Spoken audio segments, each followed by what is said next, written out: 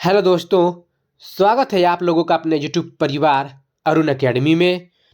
आज की क्लास में हम लोग पढ़ेंगे दोस्तों संज्ञा, जो बहुत ही इम्पॉर्टेंट टॉपिक है यूपी टेट शिक्षक भर्ती के लिए। ये क्लास चलाई जा रही है, हर एक प्लेलिस्ट सब्जेक्ट वाइज बना दिया गया है बहुत ही शानदार तरीके से। और इससे पहले वर्णमाला का पूरा निचोड़ हम पढ़ा दिए हैं। अगर आप लोग नहीं देखे हैं तो जाकर देख सकते हैं। तो चलते हैं, स्टार्ट करते हैं। संज्ञा आज का टॉपिक होगा। देखिए, रूप या प्रयोग के आधार पे जो शब्द होते हैं उसके दो भेद होते हैं। कौन कौन होते हैं? एक विकारी शब्द होता है और एक अविकारी शब्द होता है। तो विकारी शब्द के अंतर्गत संज्ञा, सर्वनाम, विशेषण, क्रिया आता है और अविकारी शब्द के अंतर्गत क्रिया विशेषण, संबंध बोधक, समुच्चय बोधक, विस्मयादि बोधक और एक निपात आता है। तो हम लोग विकारी शब्द के अंतर्गत जो संज्ञा है, आज का टॉपिक संज्ञा हम लोग पढ़ेंगे बहुत ही शानदार तरीके से।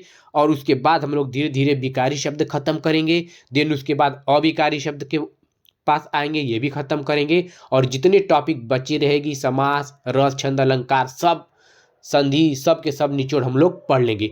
तो आप लोग से रिक्वेस्ट है कि अगर चैनल को सब्सक्राइब नहीं किए हैं तो कर लीजिए और बेल आइकन को प्रेस कर दीजिए, जिससे आप लोग के पास सही समय पे नोटिफिकेशन पहुंचता रहे। तो चलते हैं, देखते हैं संज्ञा। संज्ञा होती क्या है? किसी व्यक्ति, स्थान, भाव आदि के नाम को संज्ञा कहते हैं। तो संज्ञा किसे कहते हैं? किसी व्यक्ति, स्थान, भाव आदि के नाम को संज्ञा कहते हैं। दुनिया के सभी नाम क्या होते हैं? तो दुनिया के सभी नाम क्या होते हैं? संज्ञा कहलाते हैं। हिंदी में संज्ञा के 5 भेद होते हैं। ये ट्रेंड करता है, इसको ट्रिपल स्टार बना लीजिए। कौन? कई बार पूछता है कि हिंदी में दोस्तों संज्ञा के कितने भेद होते हैं या संज्ञा के कितने प्रकार होते हैं? तो 5 होते हैं, याद रखिएगा। व्यक्तिवाचक संज्ञा, जातिवाचक संज्ञा, भाववाचक संज्ञा, समूहवाचक और एक द्रव्यवाचक। और इन्हीं पांचों को एक एक करके हम लोग बारी बारी से बहुत ही शानदार तरीके से देखने वाले हैं। तो देखिए, ये एक नोट करके है, इसको भी आप लोग ध्यान दीजिएगा। देखिए क्या है, अधिकांश व्याकरण संज्ञा के 3 भेद ही मानते हैं। बहुत लोग मानते हैं कि क्या कहते हैं कि संज्ञा के 3 भेद बताते हैं, संज्ञा के 5। तो जब प्रकार पूछे तो आप संज्ञा के सिर्फ और सिर्फ 5 ही प्रकार मारिएगा, क्योंकि यही ट्रेंड करता है। तो देखिए क्या है कि अधिकांश व्याकरण संज्ञा के 3 भेद ही मानते हैं, क्योंकि वह समूहवाचक और द्रव्यवाचक संज्ञा को जातिवाचक संज्ञा का ही भेद मानते हैं। तो याद रखिएगा, अगर आधुनिक के आधार पे कह दे तब 3 प्रकार के पास जाइएगा, अन्यथा दोस्तों ये 5 प्रकार ही पूछा जाता है और 5 प्रकार को ही आयोग मानता भी है। तो चलते हैं व्यक्तिवाचक संज्ञा देखते हैं। पहला क्या है व्यक्तिवाचक संज्ञा? जो शब्द केवल एक ही व्यक्ति, क्या एक ही व्यक्ति, वस्तु या स्थान का बोध कराते हैं, उन शब्दों को व्यक्तिवाचक संज्ञा कहते हैं। जैसे कि इस दुनिया में क्या है, सिर्फ और सिर्फ एक ही व्यक्ति को दर्शा रहा हो, या सिर्फ और सिर्फ वो एक ही जगह हो। जैसे कि मान लीजिए मोहन, अगर 10 लड़के हैं, अगर 10 लड़कों में उसको हम मोहन के नाम से पुकारते हैं या हम बुलाते हैं, तो क्या है, मोहन देखकर सुनकर हमारे पास आ जाता है। तो उस मोहन की बात किया गया है, सिर्फ और सिर्फ पार्टिकुलर मोहन की बात। जैसे कि रामायण, अब बताइए कि रामायण अगर जहां आप बात करेंगे बुक रामायण की, तो पता चलेगा कि नहीं, रामायण एक ही है, इसके अलावा 2-3 रामायण नहीं है। तो सिर्फ पार्टिकुलर एक ही व्यक्ति की ओर, एक ही वस्तु की ओर, एक ही स्थान की ओर अगर इशारा करता है तो व्यक्तिवाचक संज्ञा कहलाता है। जैसे कि हम गंगा नदी की बात करेंगे, अगर मान लीजिए हम कर दिए कि नदी, सिर्फ और सिर्फ नदी कह दिए, तो नदी में तो बहुत सारे नदी आ जाएंगे, तो वो कहाँ चला जाएगा, जातिवाचक में। आगे हम लोग पढ़ेंगे। और वहां पे नदी के आगे उस नदी का नाम ले लिया जाए तो वो क्या हो जाएगा, पार्टिकुलर सिर्फ इसी की ओर, एक की ओर इंगित कर रहा है, एक तरफ इशारा कर रहा है, तो ये क्या कहलाएगा, व्यक्तिवाचक संज्ञा कहलाएगा। गंगा नदी तो सिर्फ एक ही, तो भाई वही कहा गया है कि जो शब्द केवल एक ही व्यक्ति, वस्तु या स्थान का बोध कराते हैं, वही क्या कहलाते हैं, वही व्यक्तिवाचक संज्ञा कहलाते हैं। दिल्ली, अगर दिल्ली की भारत में अगर हम दिल्ली की बात कर रहे हैं तो क्या भारत में 4 दिल्ली है, क्या 5 दिल्ली है, क्या 10 दिल्ली है, क्या 2 दिल्ली है? मतलब दिल्ली की बात हो रही है, सिर्फ और सिर्फ एक ही दिल्ली है, तो वो क्या होगा, व्यक्तिवाचक संज्ञा होगा। आई होप आप लोग को समझ में आ गया होगा व्यक्तिवाचक। तो देखिए व्यक्तियों के नाम राम, मोहन, सीता, हरि, ये सब नाम अगर किसी को पार्टिकुलर लेकर बुलाया जा रहा है तो व्यक्तिवाचक संज्ञा कहलाता है। चलते हैं, देखिए देशों के नाम जैसे भारत हुआ, एक ही भारत है, फ्रांस, जापान। दिशाओं के नाम पूर्व, पश्चिम, उत्तर, दक्षिण, ये सब क्या है, सिर्फ पूर्व। अगर पूर्व की बात करेंगे तो एक ही पूर्व होगा, नहीं कि हमारे पास 2-4 पूर्व हैं। तो यहाँ पे सिर्फ और सिर्फ पार्टिकुलर एक की बात करेगा तो वही क्या होगा, व्यक्तिवाचक संज्ञा कहलाएगा। जातिवाचक संज्ञा देख लेते हैं। जिन शब्द अथवा नाम से किसी व्यक्ति अथवा वस्तु की समस्त जाति का बोध होता है उसे जातिवाचक संज्ञा कहते हैं। परिभाषा भी पूछ लेता है तो याद रखिएगा, समूहवाचक का, द्रव्यवाचक का, व्यक्ति या जातिवाचक, इन सब का परिभाषा दे देगा और निम्न में से पूछ देगा कौन है, तो याद रखिएगा। परिभाषा भी ध्यान से आप लोग माइंड में रखिएगा, पूछता है, डायरेक्ट ट्रेंड किया हुआ प्रश्न है। तो देखिए जातिवाचक संज्ञा किसे कहते हैं, जिन शब्द अथवा नाम से किसी व्यक्ति अथवा वस्तु की समस्त जाति का बोध हो। जैसे आप लोग को बता दें बालक, अगर हम बालक की बात कर रहे हैं तो क्या बालक में एक बालक आएगा, पूरी बालक की जाति का की ओर तो इशारा कर रहा है। बताइए, उस समस्त जाति का तो बोध कर रहा है। बालक में बहुत सारे, बालक में राम भी आएगा, मोहन भी आएगा, सोहन भी आएगा, सब कुछ आएगा। अगर उस बालक में सिर्फ और सिर्फ राम नाम हम अगर जोड़ देते हैं कि राम, बालक में अगर राम बोल देते हैं तो पार्टिकुलर सिर्फ राम की बात करता है, तो वहाँ पे व्यक्तिवाचक हो जाएगा। और बालक में बहुत सारे राम, बहुत सारे मोहन, बहुत सारे सोहन आ जाएंगे, तो पूरी समस्त जाति का बोध कर रहा है, इसलिए यहाँ पे जातिवाचक संज्ञा कहलाएगा। किताब, अब देखिए हम रामायण की बात कर रहे थे, रामायण बुक की, तो सिर्फ और सिर्फ रामायण उसी पे फोकस कर रहा है, सिर्फ रामायण की बात कर रहा था, तो वहाँ पे व्यक्तिवाचक हो गया था। और उस किताब में, अब किताब की बात कर दिए तो किताब में बहुत सारे किताब आ जाएंगे, रामायण भी आ जाएगा, भागवत गीता भी आ जाएगा, अनेक प्रकार के किताब आ जाएंगे, तो आप पार्टिकुलर एक की ओर तो इशारा नहीं कर रहे हैं। तो जातिवाचक क्या करता है, समस्त जाति का बोध कराता है। नदी में देखिए, वहां पे हम गंगा नदी बताए थे, नदी के आगे पार्टिकुलर अगर ब्रह्मपुत्र नदी कह दे तो व्यक्तिवाचक, सोन नदी कह दे तो व्यक्तिवाचक, नदी के आगे उस नदी का नाम कह दे, ले ले पार्टिकुलर उस नदी की बात करेगा, तो वहां पे क्या होगा, व्यक्तिवाचक। और यहाँ पे नदी की बात कर रहा है तो नदी का इसका मतलब कि पूरी नदी समस्त जाति का बोध करा रहा है। अब बताइए, हम नदी की बात कर रहे हैं तो आप कैसे कह देंगे कि हम किस नदी की बात कर रहे हैं? क्या गंगा नदी की बात कर रहे हैं, क्या ब्रह्मपुत्र नदी की बात कर रहे हैं, क्या काली नदी की बात कर रहे हैं, क्या सोन नदी की बात कर रहे हैं? नहीं ना, सिर्फ और सिर्फ नदी यानी समस्त नदी का बोध करा रहा है यहाँ पर। अगर वही हम पार्टिकुलर नाम ले लेते तो व्यक्तिवाचक हो जाता, लेकिन यहाँ पे समस्त जाति का बोध हो रहा है, नदी में बहुत सारे नदियाँ आ जाएंगी, तो यहाँ पे जातिवाचक संज्ञा हो गया। अब घोड़ा, घोड़ा में तो बहुत सारे घोड़े आ जाएंगे, चेतक घोड़ा, तो फलाने घोड़ा, क्या क्या घोड़े का नाम रखा जाता है। तो याद रखिएगा, जब जाति समस्त जाति का बोध हो तो वहाँ पे जातिवाचक संज्ञा कहलाती है।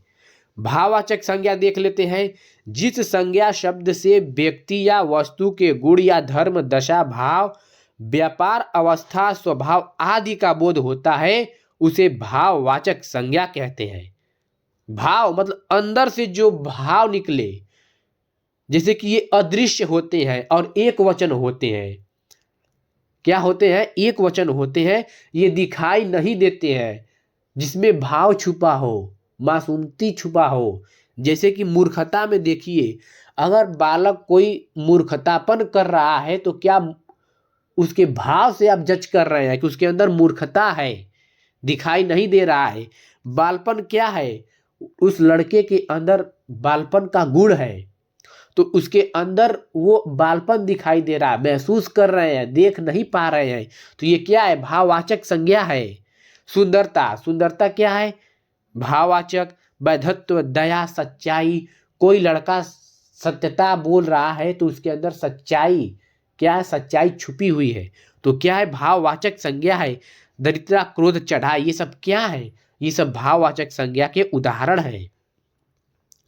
भाववाचक संज्ञाओं का निर्माण देखिए, यहां से ट्रेंड करता है कि भाववाचक संज्ञाओं का निर्माण कितने प्रकार से होता है।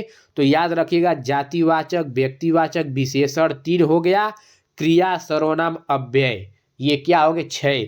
ऑप्शन में रहता है 4, 5, 6, 7। तो भाववाचक संज्ञाओं का निर्माण 6 प्रकार से होता है। कौन कौन होता है अभी देख ले रहे हैं। देखिए, जातिवाचक संज्ञा से, जातिवाचक बूढ़ा है, बूढ़ा में बहुत सारे बूढ़ा आ जाएगा तो जातिवाचक हो गया।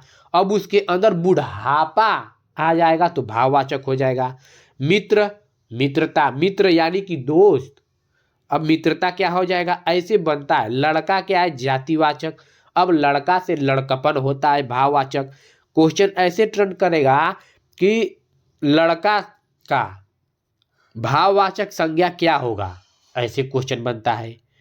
बूढ़ा का भाववाचक संज्ञा क्या होगा? बुढ़ापा। लड़का का लड़कापन, दास का दासत्व। इसीलिए यहाँ पे हम एक एक टाइप, एक एक पॉइंट बताते चल रहे हैं कि आप लोग का एक भी पॉइंट न मिस होके। पंडित का पंडिताई, पंडित क्या है? जातिवाचक, पंडिताई क्या हो गया? भाववाचक हो गया। और व्यक्तिवाचक संज्ञा से कैसे बनता है? देखिए, शिव, शिव जी क्या है? व्यक्तिवाचक का, किसी का नाम भी अगर शिव है तो व्यक्तिवाचक, इससे बनेगा शिवत्व। गांधी, गांधीवाद। हिटलर, हिटलरशाही। तो ये सब क्या है? व्यक्तिवाचक संज्ञा से भाववाचक बनने। विशेषण से गर्म से गर्मी, सर्द से सर्दी। विशेषण आगे हम लोग टॉपिक आएगा तो पढ़ेंगे बहुत ही शानदार तरीके से। कठोर का कठोरता, मीठा का मिठास, चतुर का चतुराई, सुंदर का सुंदरता। ये सब क्या है? विशेषण से भाववाचक बन रहे हैं। चलते हैं देख लेते हैं क्रिया से। क्रिया से कैसे बनता है? घबराना क्या है? क्रिया है, और क्रिया से भाववाचक बनेगा घबराहट। सजाना से सजावट, चढ़ना से चढ़ाई, बहना से बहाव, मारना से मार, दौड़ना से दौड़। ये सब क्या है? क्रिया से भाववाचक बन रहे हैं। सर्वनाम से कैसे बनता है? अपना से अपनापन, मम से ममता या ममत्व, निज से निजत्व। ये सब क्या है? सर्वनाम से भाववाचक बन रहे हैं। अव्यय से, अव्यय देखिए, जो अव्यय है ऊपर हम लोग देखिए यहाँ पे पढ़े हैं क्या, अभी हम आप लोग को दिखा दे रहे हैं। ये जो अविकारी शब्द होता है इसी को अव्यय भी कहते हैं। तो इतना तो आप लोग को पता चल गया कि विकारी शब्द के अंतर्गत कौन आते हैं और अविकारी शब्द के अंतर्गत कौन कौन आते हैं। बहुत लोग को विकारी शब्द और अविकारी शब्द के अंतर्गत आने वाले जो शब्द होते हैं उनको नहीं पता होता है। तो आप लोग को आज आइडिया लग गया होगा कि विकारी शब्द क्या है और अविकारी शब्द क्या है, और अविकारी शब्द को ही क्या कहते हैं? अव्यय के नाम से भी जाना जाता है। तो चलते हैं हम लोग कहाँ थे? अव्यय से, यानी कि अविकारी शब्द। अविकारी शब्द से ही को ही क्या कहते हैं? अव्यय। तो दूर से दूरी बनेगा इसका, परस्पर पारस्पर्य हो जाएगा, भाववाचक बन रहा है, याद रखिएगा आप लोग। समीप से सामीप्य, शाबाश से शाबाशी, वाह वाह से वाहवाही, निकट से नैकट्य। ये क्या है? अव्यय से भाववाचक संज्ञा बन रहा है। भाववाचक संज्ञा में पहचान क्या होता है? अंत में आ, तो, पन, अन, इमा, ई, ता, हट आदि प्रत्यय जोड़कर किया जाता है। अगर ये सब भी याद नहीं रखेंगे तो बस इतना जानिएगा कि जिस जो अंदर भाव से उत्पन्न हो, क्रोध, क्रोध, दया, भाव, ये सब क्या, यही सब तो भाव है।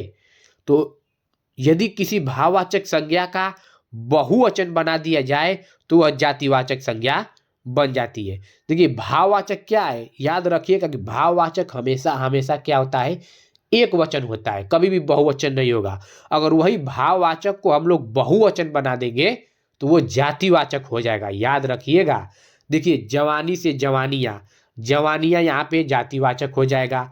कुर्बानी भाववाचक है, इसका जब बहुवचन बनाएंगे तो कुर्बानियाँ हो जाएगा। देखिए, जब अगर किसी जवानी अगर बड़ी ई है तो इसका जातिवाचक या भाववाचक से जब हम लोग बहुवचन बनाएंगे तो याद रखिएगा यहाँ पे छोटी ई की मात्रा हो जाएगी। इतना याद रखिएगा, ये देता है त्रुटियों में करके दे देता है, तो याद रखिएगा छोटी छोटी ये बातें आप लोग याद करते रहेंगे तो आप लोग के लिए बोनस अंक मिलता जाएगा। तो जवानी हो गया, जब इसका बहुवचन बनाएंगे जवानियाँ तो यहाँ पे छोटी ई की मात्रा हो जाएगा। कुर्बानी, कुर्बानियाँ, मेहरबानी, मेहरबानियाँ, विशेषता, विशेषताएं, ऐसे ये सब बनता है। समूहवाचक संज्ञा देख लेते हैं। जिस संज्ञा से वस्तु अथवा व्यक्ति के समूह का बोध हो उसे समूहवाचक संज्ञा कहते हैं। देखिए समूह का बोध हो, जहाँ भीड़ भाड़ हो, तो ये सब क्या है, समूह को, जहाँ समूह में जैसे 4 5 10 लोग सब रहेंगे तो बस जान लीजिएगा समूह है। जैसे सभा में बहुत सारे रहेंगे, भीड़ में भी बहुत सारे रहेंगे, कुंज में भी बहुत सारे रहते हैं। जैसे अंगूर का गुच्छा देख लीजिए। व्यक्तियों का समूह जैसे सभा, दल, गिरोह, कक्षा, परिवार, पुलिस, सेना। पुलिस क्या है, पुलिस ये समूहवाचक संज्ञा है, याद रखिएगा। समिति, सरकार भी क्या है, सरकार भी समूहवाचक संज्ञा के अंतर्गत आता है। जनता, संगठन, भीड़, याद रखिएगा, ये बहुत इंपॉर्टेंट है। देखिए सभा, दल, गिरोह, कक्षा, परिवार ये सब तो जानते हैं, तो याद रखिएगा। समिति भी जानते हैं, लेकिन पुलिस, सेना, सरकार इतना याद रखिएगा, ये सब क्या है, ये समूहवाचक के अंतर्गत आते हैं। बहुत लोग कंफ्यूजन हो जाते हैं कि पुलिस व्यक्तिवाचक है कि जातिवाचक में, वही दोनों में मार के चले आते हैं, तो याद रखिएगा समूहवाचक है। वस्तुओं के समूह में जैसे गुच्छा हुआ, कुंज हुआ, बंडल हुआ, घौद हुआ। ये कुंज हुआ, घौद हुआ, ये बहुत इंपॉर्टेंट है। इतना देखिए, इतना भी उदाहरण याद रखे रहेंगे तो आप लोग बहुत अच्छा नंबर प्राप्त है आप लोग के लिए। जितना पढ़ा रहे हैं बस उतना आप लोग करते रहिए। प्रीवियस ईयर सॉल्व करिए। पढ़ने के बाद वर्णमाला पूरा निचोड़ पढ़ाए हैं, उसको पढ़कर वर्णमाला पूरा प्रीवियस सेट मारिए। देखिए एक भी क्वेश्चन आप लोग का नहीं छूटेगा। संज्ञा पढ़ा दिए, कोई भी किताब का प्रीवियस ईयर मारिए, देखिए एकदम आपका एकदम मोय मोय हर प्रश्न आप लोग बना देंगे। द्रव्यवाचक देख लेते हैं। जिस संज्ञा से नाप तौल वाली वस्तु का बोध हो उसे द्रव्यवाचक संज्ञा कहते हैं। ये पानी, लकड़ी, मिट्टी, दूध, सोना आदि नाप तोल वाली वस्तु कितना है, नाप, जिसे नापते हैं, पानी को भी लीटर से नापेंगे, तौलेंगे लकड़ी को। यहाँ पे देखिए पानी को कैसे नापते हैं, लीटर द्वारा, किलो द्वारा, मिट्टी, सोना, दूध को जहाँ नाप तोल की बात हो जाए, दिख जाए, द्रव्यवाचक संज्ञा हो जाएगी। देखिए ठोस वस्तु में सोना, चांदी, कोयला, तांबा, ऊन, द्रव अवस्था में पानी, दूध, दही, तेल आदि, गैस अवस्था में धुआं, ऑक्सीजन, नाइट्रोजन। तो याद रखिएगा ये ठोस, द्रव, गैस तीनों अवस्था में इन सबको नापा जाता है, तो ये सब क्या कहलाएंगे, द्रव्यवाचक संज्ञा कहलाएंगे। तो आई होप दोस्तों आप लोग को ये वीडियो अच्छा लगा हो। अगर अच्छा लगा हो तो चैनल को लाइक, सब्सक्राइब, शेयर, कमेंट कर दीजिए, जिससे हमें भी मोटिवेट मिलता रहे। ठीक है दोस्तों, आप लोग का बहुत बहुत धन्यवाद।